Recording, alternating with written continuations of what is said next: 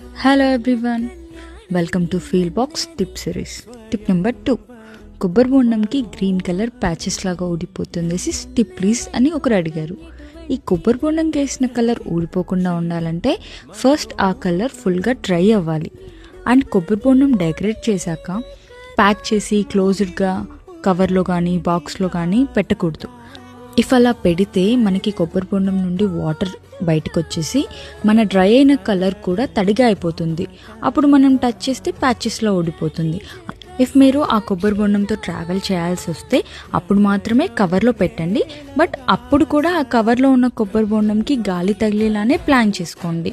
And డెస్టినేషన్కి reach అవ్వగానే తీసి బయట పెట్టి ఫుల్గా గాలి తగిలేలా ఉండే ఏరియాలో పెట్టండి.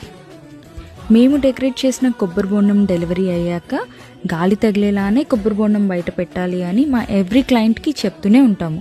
ఇప్పుడు మీకు కూడా చెప్పేసి